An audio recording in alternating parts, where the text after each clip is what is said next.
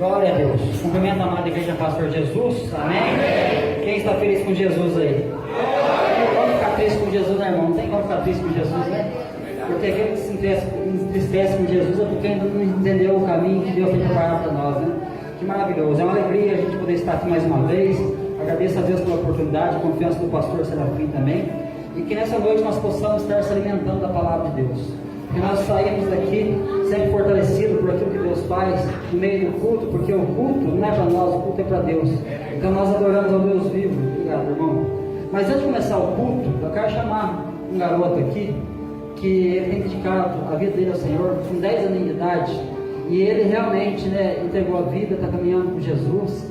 Ele entrou no propósito agora de começar a ler a Bíblia durante o ano, e ele é um exemplo para nós, porque muitas vezes nós nos pegamos, naquela falha de comodismo, de não estar fazendo nada, de ficar em casa, muitas vezes Netflix, assistindo um filminho, muitas vezes ali fazendo tantas coisas, e eu vejo a perseverança dele. Isso aí me dá um estímulo maior cada vez mais para eu prosseguir. Por quê? Porque é tão lindo a gente ver as crianças, porque delas é o reino do céu, como o pastor Benedito diz aqui. Então que nessa noite nós possamos estar também agradecendo a Deus pela vida dele, pela vida de cada irmão que aqui está. Por quê? Porque Deus é maravilhoso. Ele é conselheiro, Ele é Deus forte, Ele é o príncipe da paz. Esse é o nosso Jesus, Ele é o Pai da eternidade. Vem aqui, Otávio. Aleluia. Eu quero apresentar o Otávio. Os irmãos já conhecem, ele tem caminhado comigo aqui. Ele é um freguês meu que eu acabei adotando ele para mim agora aqui. E ele realmente, ele já desceu as águas do batismo, por incrível que pareça, com 10 anos de idade. Ele entregou a vida para Jesus e está nesse propósito, Otávio? Então eu quero convocar os irmãos da igreja para orar a favor da mãe dele. Ela está passando por um problema de enfermidade, probleminha que Deus está operando, mas eu quero convocar a igreja para orar com fé pela mãe dele, que ela está passando por um processo, mas logo ela vai estar conosco novamente aqui. E eu quero falar com você, Otávio, dá uma salvação para a igreja aí. Dá uma salvação. Pai do Senhor. Pai do Senhor. Amém. Irmãos, dentro das mãos para cá, vamos orar pela vida dele, da mãe dele? Senhor, meu Deus, Pai amado, Pai querido, eis aqui, meu Deus, o teu filho, Pai, que entregou a sua vida ao Senhor, Pai, e é um exemplo para nós, Pai, que o Senhor venha abençoar nessa noite, Pai, a mãe dele, Pai, que está passando por um problema de enfermidade, Pai, mas que o Senhor venha operar grandemente o milagre na vida dela, Pai, assim como na vida dos irmãos que cristãos enfermos, que estão passando por um processo de luta, Pai, que o Senhor venha trabalhar grandemente, e que assim seja um exemplo para nós, para motivarmos, Pai, para seguirmos em frente, Pai, e que assim o Senhor não seja louvado através da vida dele, e que ele seja um grande pregador da tua palavra, Pai, que onde ele estiver pisando na porta dos pés, que ele seja um instrumento em tuas mãos, vai moldando ele conforme o teu caráter, ó Deus, e que assim seja feito, para que o teu nome venha a ser exaltado e glorificado, ó Pai. É o que nós te pedimos e agradecemos em nome do Senhor Jesus, amém? Glória a Deus. Aleluia.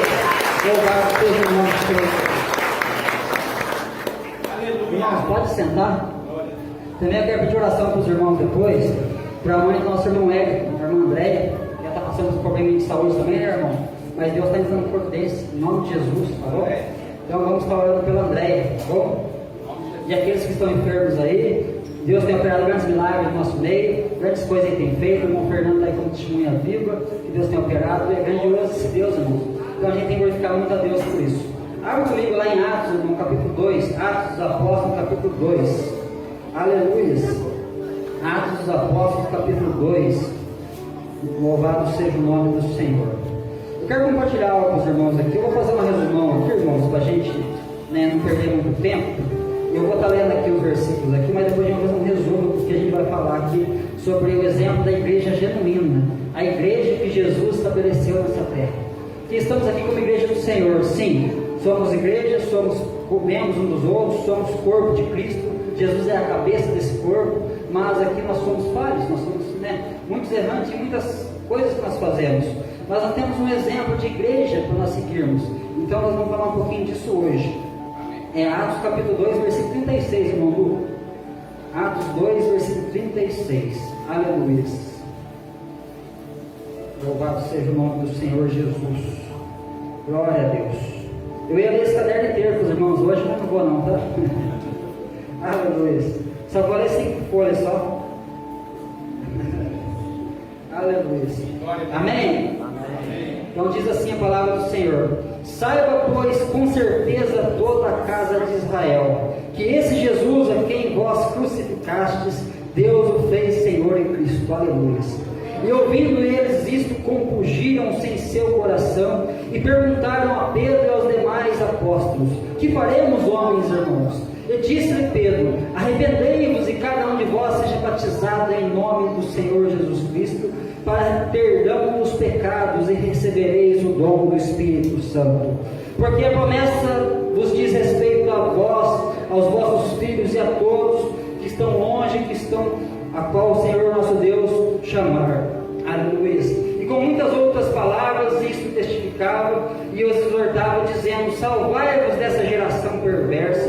De sorte que foram batizados de bom grado e receberam a sua palavra, e naquele dia agregaram-se quase 3.000 almas.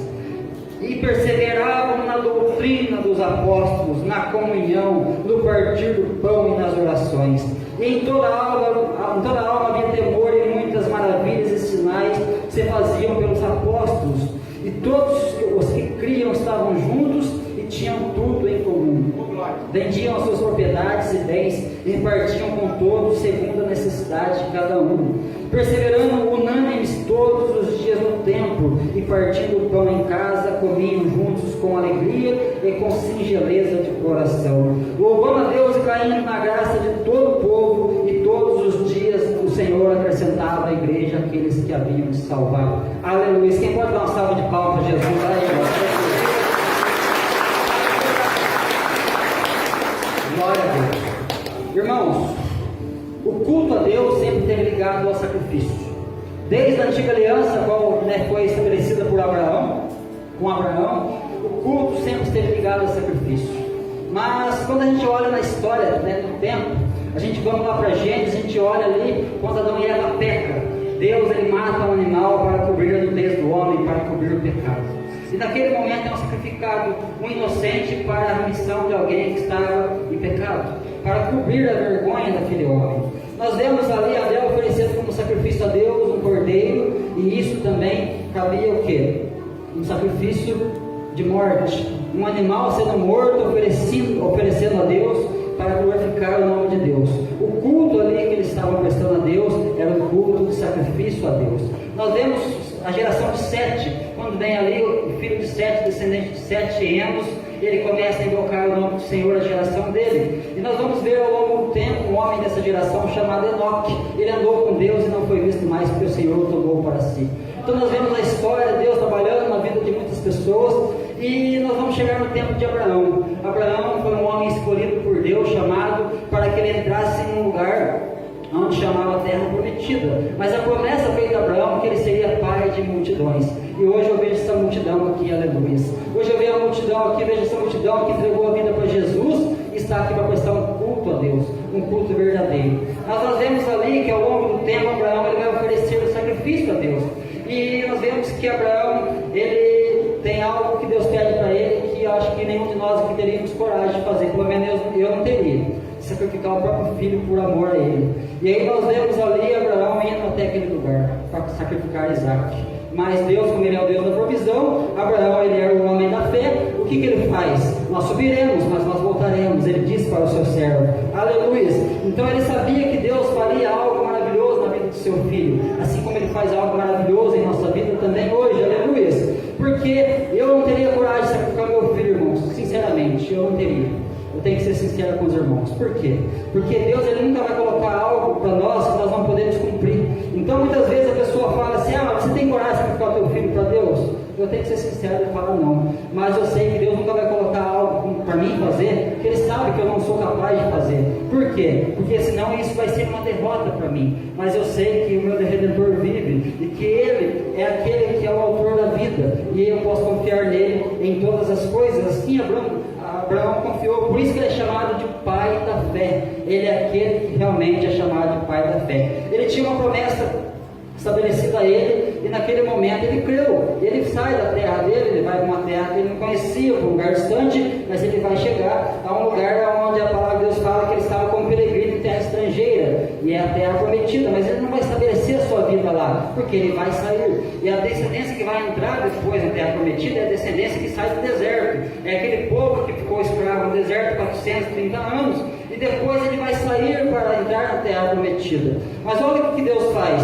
Deus faz com que Moisés e Arão, descendente ali, os dois irmãos, aqueles que eram descendentes do povo de Deus, eles saem e vai até Faraó. Eles vão até Faraó e Deus fala para eles assim: dize a Faraó, deixa meu povo ir para que eles prestem um culto para mim no deserto. Aleluia. Deixe meu povo ir para que eles prestem ali uma festa para mim no deserto. Deixe meu povo ir para que eles me sirvam no deserto. E aí nós vemos que Faraó endurece o coração. E muitas vezes nós saímos numa situação, irmão, onde estávamos com o coração endurecido. Por quê? Porque nós estávamos fazendo como Faraó, muitas vezes retendo a glória para nós mesmos. Mas a glória tem que ser dada a Ele, ao Senhor, aquele que é o Rei dos Reis, Senhor dos Senhores. Mas aí eu vejo aquele povo sendo liberto ali do Egito, da escravidão, do pecado, que o Egito representa o mundo, e aí nós vemos aqueles homens saindo para o deserto. Aí eu pergunto para os irmãos, eles prestaram culto a Deus? Não. Quando Moisés sobe no monte para orar, eles fazem um bezerro de ouro, e ali eles começam a idolatrar aquele bezerro, porque eles saem do Egito, mas o Egito não saiu deles. Assim é a nossa vida também. Por quê? Quando a gente vem para Jesus, irmãos, falta ainda o quê? Se libertar da escravidão do Egito. Aquilo que o Egito causou em nós, o mundo causou em nós, aquilo que o mundo oferece para nós, ainda está muitas vezes dentro de nós e precisa ser tirado. Mas para isso é preciso passar pelo deserto, irmãos. E o deserto é o lugar de adorar ao Senhor. O deserto é o lugar onde nós encontramos com Deus, porque no deserto Ele provê a nossa vida. Ele provê o sol, Ele provê o maná, Ele provê o alimento, Ele provê a água, Ele provê tudo. Ele provê uma nuvem para cobrir durante o dia e aquela nuvem cobre e ilumina durante a noite. Ele provê ali as codornizes para o povo se alimentar. Mas de repente aquele povo está lá fazendo o quê? Prestando um culto a outro Deus. Mas nós vemos que Deus é maravilhoso e Ele faz com que aquele povo comece a enxergar. Mas nós vemos que a parte maior daquele povo morre no deserto, mas vai entrar na terra prometida. Josué e Caleb é um período da história onde nós vemos que ao entrar na terra prometida eles começam a fazer o quê? Prestar culto a Deus. E é naquele lugar onde eles vão ver grandes coisas maravilhosas, coisas acontecendo. Mas o povo de Israel foi um povo infiel, irmãos, durante muito tempo. Por quê? Abra comigo, irmão, do Isaías capítulo 5. Isaías capítulo 5, Deus vai falar como que estava o povo escolhido de Deus naquela época. Era um povo que Deus chamou para que prestasse um culto verdadeiro a Deus. E aí nós vemos que aquele povo, ele vai ser aqui mencionado por Isaías. É o próprio Deus falando na boca de Isaías. Diz assim, olha lá: agora cantarei ao meu amado o cântico do meu querido a respeito da minha vinha, Israel. E o meu amado tem uma vinha numa colina fértil. Próximo versículo. E cercou-se limpando das pedras, plantou excelentes vides, e edificou no meio dela uma torre, e também construiu nela um lagar. E esperava que desse uvas boas, porém deu uvas bravas. Aleluia.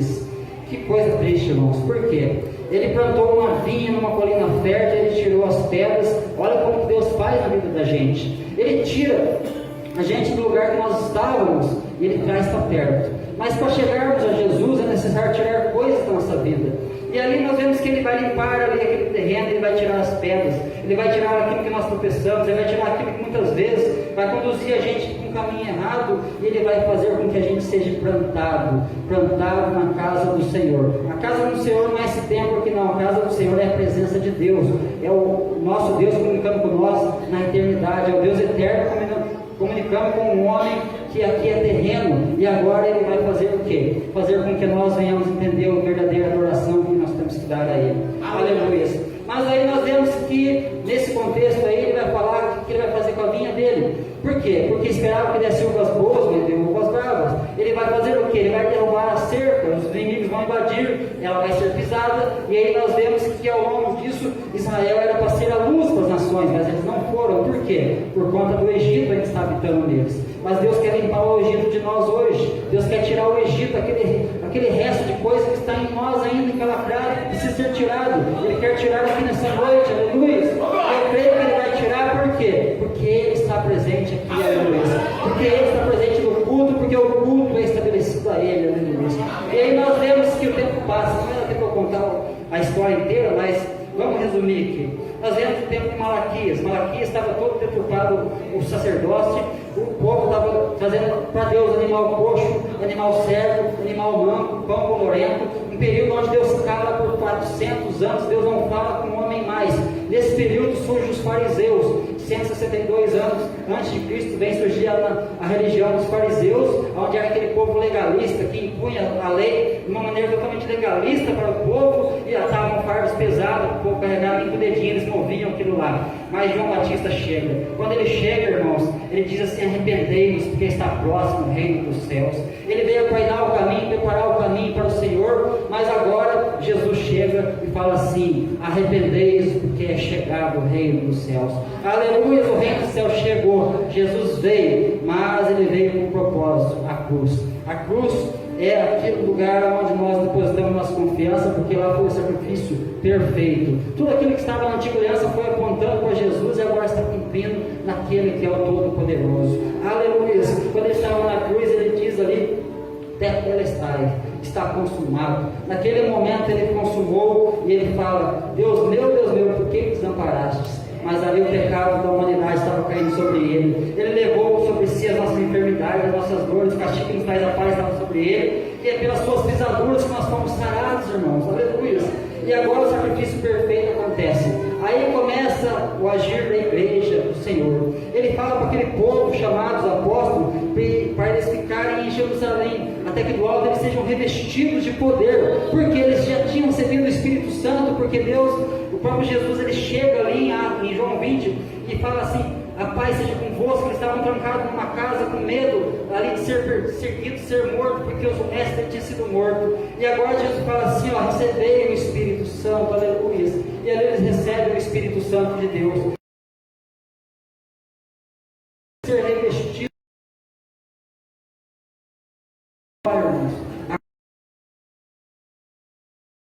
Assim, Senhor. Aí os discípulos chegam para Jesus e falam assim: Senhor, uns falam que o Senhor é profeta, outros falam que o Senhor é Jeremias, outros falam que o Senhor é Elias, outros falam que o Senhor é João Batista. E aí, e vocês? Quem vocês dizem ser o Filho do Homem?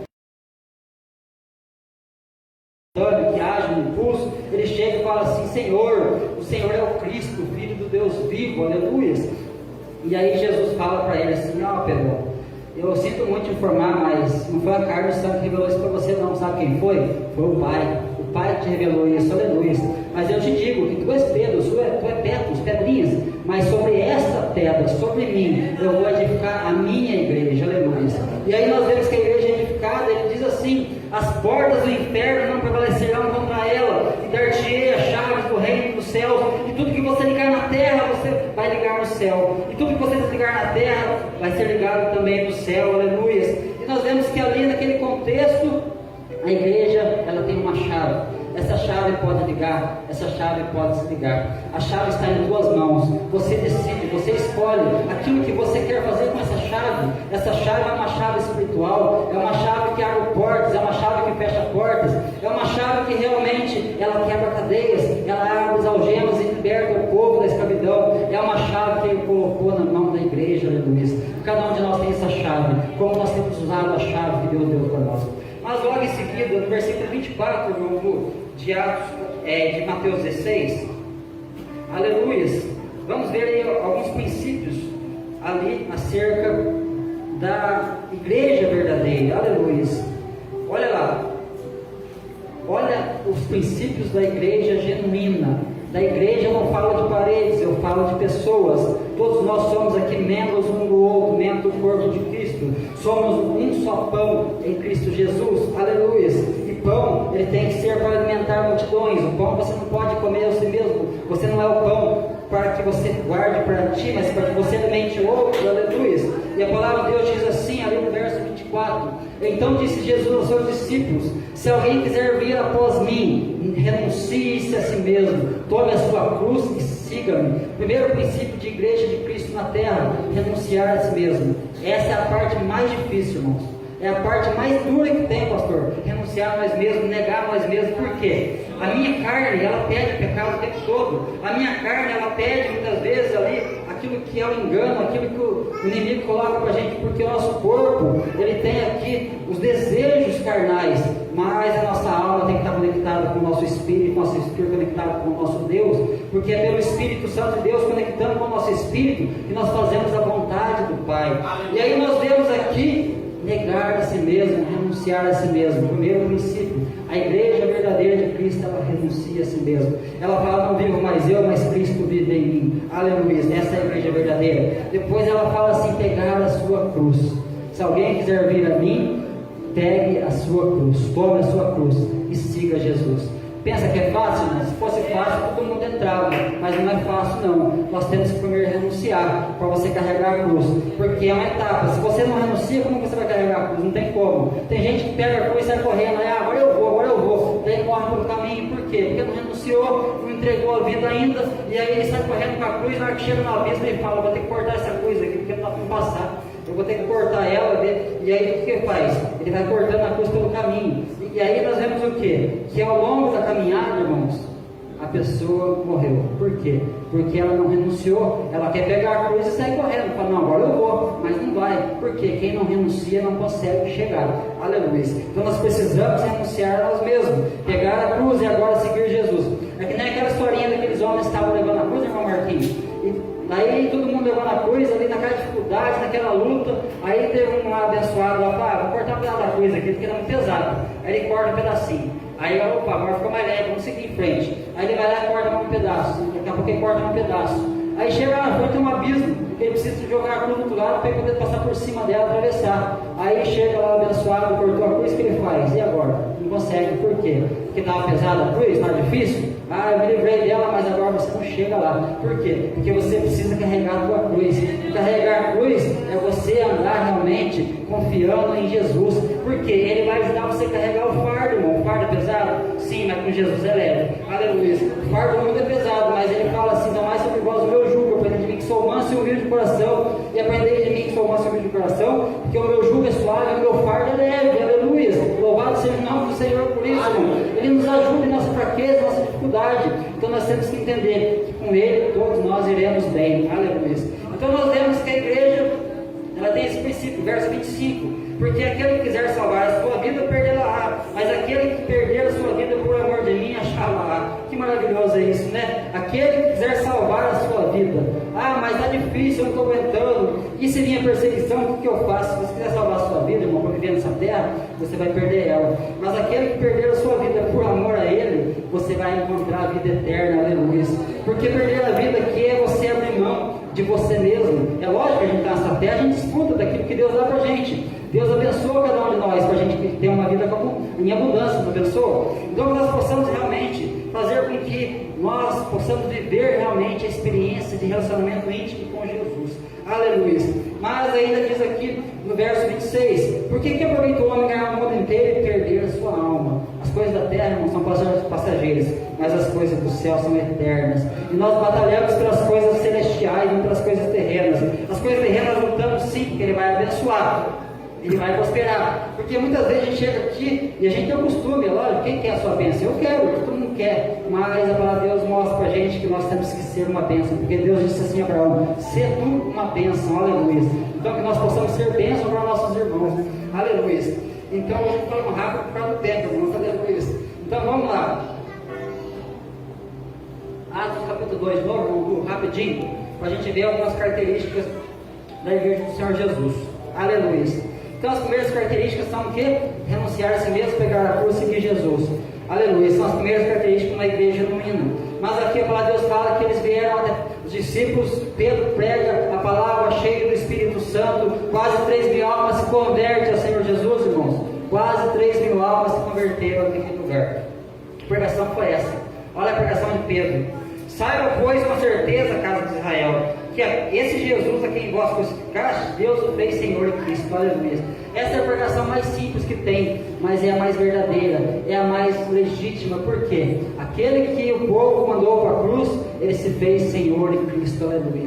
E Senhor significa aquele que toma conta, aquele que governa, aquele que reina em nós. E Cristo significa um ungido de Deus, e Ele chama a gente de cristão, porque Cristo é ungido, nós somos pequeninos ungidos. Que maravilhoso é isso. Pequeninos ungidos do Senhor, louvado seja o nome de Deus por isso. Mas aqui está um princípio importante: perseveraram na doutrina dos apóstolos. Nosso amiguinho aqui, nosso irmão, 10 anos de idade, lê a Bíblia todo dia. E nós temos lido a Bíblia todo dia?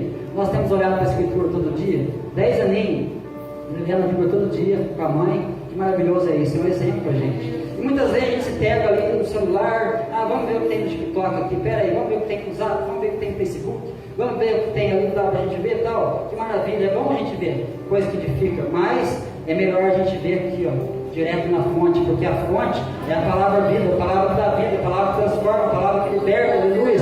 Essa é a fonte de salvação, irmãos. E aí nós temos que se perseverar na doutrina, nos ensinos dos apóstolos, na comunhão. Isso aqui a gente pode estar junto. E comunhão não é só na igreja, não, irmãos. A gente vai ver por quê. Mas aqui diz aqui, ó, e na oração, quem crente que não ora, irmão, tá frito. Por quê? Se você não ora, como você quer se relacionar com o Pai, que é Espírito, com Deus que é Espírito? A oração é o que movimenta os céus. Quando Jesus foi batizado, a Bíblia diz que ele orou e o céu se abriu. E a partir desse momento ele nos ensina. Se você orar, o céu se abre também, aleluia. Se você orar, o céu vai se abrir sobre a tua vida, sobre a tua família. E as mãos de Deus estão estendidas para abençoar, e elas vão te abençoar onde você estiver, aleluia. Então eles perseveraram na oração. Mas em toda a alma havia temor, irmãos. Em toda a alma havia temor. Infelizmente, a igreja, que nós vemos no contexto de igreja no mundo, e não é toda a alma que há temor. Por quê? As pessoas estão buscando seus próprios interesses. E muitas vezes esquecem realmente de relacionar com Deus verdadeiro, que é Pai. Pai, nós podemos clamar ao nosso Deus, Abba Pai, Pai querido, é aquele que nos dá todas as coisas. Então, tem que ter temor, irmão. Por que tem temor? Porque em toda a alma havia temor e muitos sinais e prodígios e maravilhas eram feitos pelos apóstolos. Quando tem temor, irmão, milagres acontecem. Quando tem temor, irmãos, todas as coisas que Deus vai operar para que nós possamos ser bem-aventurados, felizes, embora temos lutas, mas quando tem temor, pode ter certeza que maravilhas e sinais vão ser feitos no meio da igreja, aleluia. E assim todos os que criam estavam juntos e tinham tudo em comum, ou seja, o mesmo propósito, irmão Marquinhos, o mesmo objetivo, prestar um culto verdadeiro a Deus, prestar um culto genuíno a Deus. E aí nós vemos que eles estavam ali perseverando nomes todos os dias no templo. Naquela época o templo estava de pé ainda, e naquele tempo o templo era o lugar de adoração. Hoje nós estamos aqui para adorar, mas agora a coisa mudou. Agora o templo somos nós, o altar está aqui dentro. O sacrifício que nós vamos ver daqui a pouco, ele tem que ser vivo. Antigamente o sacrifício era morto, mas agora é vivo, porque nós vamos ver o porquê. Mas aí nós vemos aqui que eles estavam ali e eles comiam todos juntos, entravam pelas casas, comiam juntos com singeleza de coração, partindo o pão e também louvando a Deus e caindo na graça de todo o povo. Louvar a Deus não é só a gente cantar, não, irmãos. Louvar a Deus é você ter um testemunho realmente de Deus, um testemunho que você está adorando a Deus de verdade na sua vida. Louvar a Deus é você olhar para o Pai e falar: Senhor, a minha vontade é estar sempre contigo, Senhor. A minha vontade é fazer a tua vontade, Senhor. A minha vontade, Senhor, é estar bem dizendo o santo nome. A minha vontade, Senhor, é ser testemunha do Senhor. Lá em Atos capítulo 8 diz assim, quando Jesus fala aos seus discípulos: ser-me-eis minhas testemunhas. Sabe o que significa testemunha aqui no verbo grego? É mártir, ou seja, é aquele que se dá por inteiro aquele que realmente ele crê. Por quê? Mártir é aquele que vai para a cruz, é aquele que nega a si mesmo. Mártir é aquele que morreu por amor a Jesus.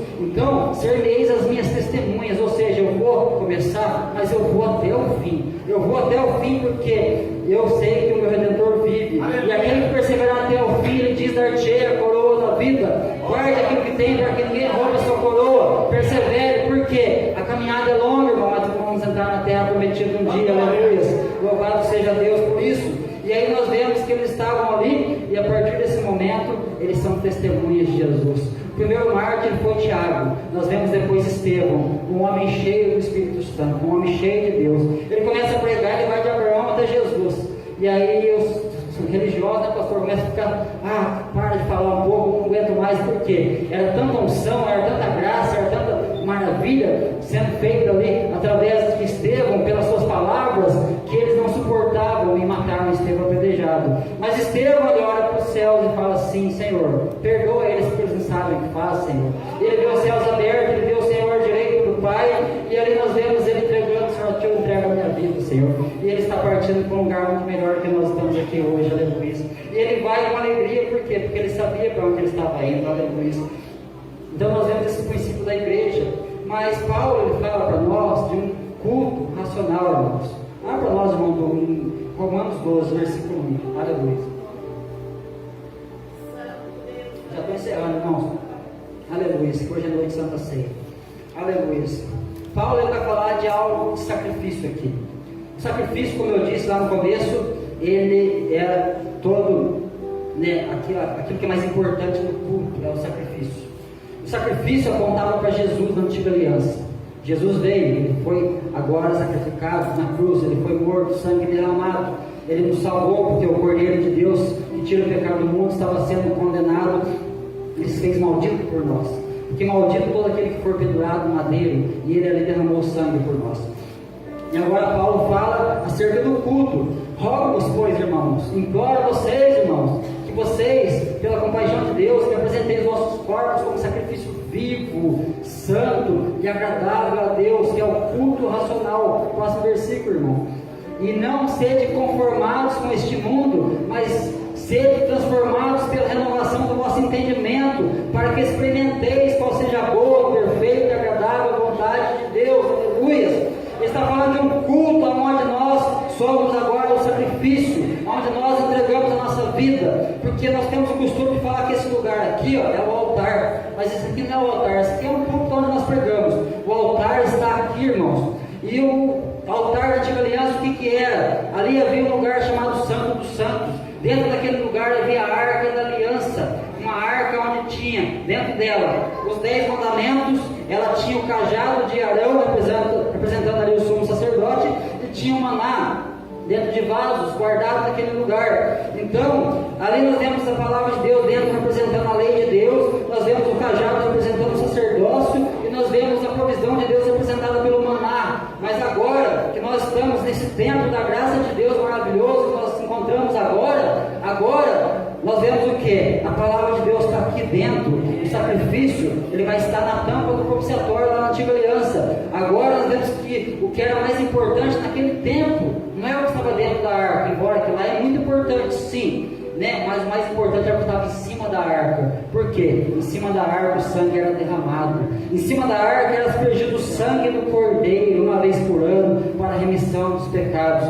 O mais importante não era o que estava dentro da arca, mas sim em cima, porque apontava para o sacrifício perfeito. O sangue de Jesus derramado ali apontava para isso. Mas agora o cenário mudou. A lei tem que estar aqui dentro do nosso coração. O altar, ele está aqui dentro, porque o altar é o lugar onde eu sacrifico, onde eu entrego tudo. Eu creio na provisão de Deus. E o nosso sumo sacerdote não é mais Arão agora, mas é Jesus, o sumo sacerdote, que ele entrou no lugar santo e ele nos acessa ao Pai para que nós possamos entrar também. Ele é o nosso sumo sacerdote, e ele, nós sabemos que ele nos abriu ali os céus para que possamos entrar lá no lugar santo e falar: Senhor, eu estou aqui, Senhor. Oh, Senhor, me ajuda, Senhor, me socorra, Senhor, eu preciso de Ti, eu preciso de uma providência do Senhor, eu preciso aqui, Senhor, que o Senhor venha estar comigo. É o lugar onde a gente entra em oração, irmão. Marquinhos, para você ter essa oração muito profundo. Por quê? Nós temos que acessar esse lugar em oração. Nós temos que acessar esse lugar. Quando nós perseveramos na oração, nós acessamos ali o alto céus, aleluia. E aí nós vemos coisas grandes, fantásticas acontecendo. Mas aí eu quero falar para os irmãos: o sacrifício agora, se você vem diante do altar de Deus, não digo aqui nesse lugar, irmão, mas se você vem diante do altar, você tem que morrer. Porque o altar é o lugar de sacrifício, irmão. O altar é o lugar onde o animal morre. Mas agora eu vou fazer o quê? Eu venho para o altar de Deus. Não digo esse lugar físico, não. Eu digo para a presença do Pai. Eu venho para o lugar onde Jesus ele nos manda estar, no altar de Deus, que é espiritual. E agora eu falo assim: Senhor, eu me apresento a Ti como sacrifício vivo, santo e agradável ao Senhor. Então eu morro para o mundo e eu quero viver para o Senhor. Embora o mundo vai estar sempre cercando a gente, ali nós vamos ver que o nosso desejo muitas vezes vai estar para o mundo, mas Ele vai estar nos ajudando a vencer o mundo. Por quê? Ele falou assim: no mundo tereis aflições, mas tem de bom ânimo, porque eu venci o mundo. E se Ele venceu, Ele nos ajuda a vencer também. Tem muita gente aqui hoje que está frustrado. Tem muita gente aqui que está com o emocional abalado. Tem muita gente aqui hoje que está desanimado por causa da religiosidade. Tem muita gente aqui hoje que está olhando o cenário que a gente se encontra hoje religioso e está falando assim: puxa vida, que situação, que vergonha, que coisa horrível. E muitas pessoas já abandonaram a fé por conta disso, irmãos. Por quê? Porque ainda não entenderam que tem que prestar um culto racional a Deus. Culto racional não é culto de raciocínio, não. É culto de sacrifício, é culto de entrega. Então muitas pessoas que entraram aqui hoje, que está com o seu emocional abalado por conta de uma frustração religiosa, eu quero falar para você que Jesus está te curando hoje. Jesus está te libertando hoje. Por quê? Porque Jesus está entrando com providência na sua vida. E a visão que você vai ter agora vai ser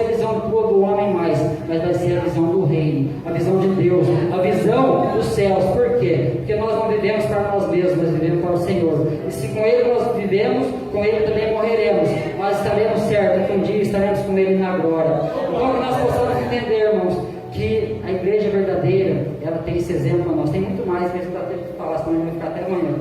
Mas deixa eu falar para os irmãos, a igreja verdadeira não é aquela que simplesmente vem buscar uma bênção, não, mas é aquela que é uma bênção. A igreja verdadeira não é aquela que vem buscar simplesmente uma cura, não. É aquela que é a cura. Você pode ser uma cura para o teu irmão que está do teu lado, para a tua família. Por quê? Você é um sacerdote de Deus. Você pode estar entrando no lugar santo e falando: Senhor, eu peço a Ti, Senhor, cura aquela pessoa. Eu quero interceder por ela. Então a igreja verdadeira não é aquela que vem buscar cura simplesmente, não, mas é aquela que realmente é uma cura para aqueles que estão precisando. Aleluia. A igreja verdadeira, irmãos, não é aquela que assiste um culto, mas é aquela que presta um culto ao Senhor. Porque muitas vezes nós viemos aqui para assistir um culto. Nós viemos, eu quero assistir um culto. Assistir um culto é assistir na tua casa. Aqui você vem para adorar a Deus. Aqui você vem para cultuar a Deus. Aqui você vem para servir a Deus. Aleluia.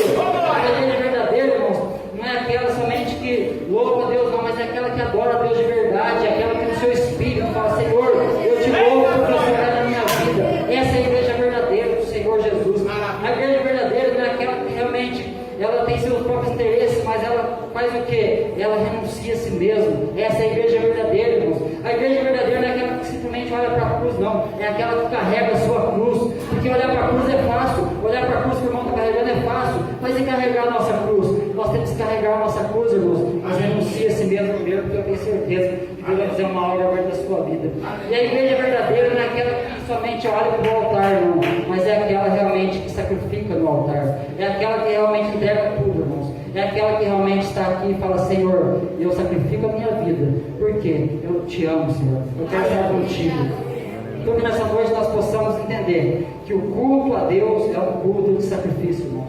Nós temos que sacrificar a nossa vida para que nós possamos viver realmente um relacionamento íntimo e pessoal com o nosso Deus, amém? Mas acima de tudo, o amor, porque se tiver tudo isso aí e não tiver amor, nada vai adiantar. Porque ainda que eu falasse a língua dos anjos, dos homens, não tivesse amor, nada adiantaria. Então que nós possamos amar de verdade, que nós possamos adorar de verdade, que nós possamos entender que nós estamos aqui nessa terra, não somente nesse ministério, mas na terra, para prestar um culto racional a Deus, amém? E aí você vai provar qual que é a boa, perfeita vontade de Deus para a sua vida, amém? Coloque em pé, vamos fazer uma oração rapidinho, pastor. Atrasei aqui, pastor, mas vamos lá. Aleluia, louvado seja o nome do Senhor. Eu quero que cada um agora olhe para si mesmo, não olhe para o teu irmão, porque nós temos que examinar nós mesmos. Não cabe a mim, não cabe a ninguém que examinar o outro. Por quê? A palavra de Deus fala que cada um examine a si mesmo. Olhe para dentro de si. Realmente eu estou prestando culto a Deus? Eu estou vivendo aí realmente a vontade de Deus? Se não tiver, peça perdão para Deus. Fala: Senhor, eu preciso ser transformado, eu preciso ser renovado. E que nós possamos entender que a ceia é um momento de nós lembrarmos aquilo que Ele fez por nós na cruz do Calvário. É o partir do pão e é também o sangue de Jesus derramado ali para nós. Então feche seus olhos e vamos clamar a Deus.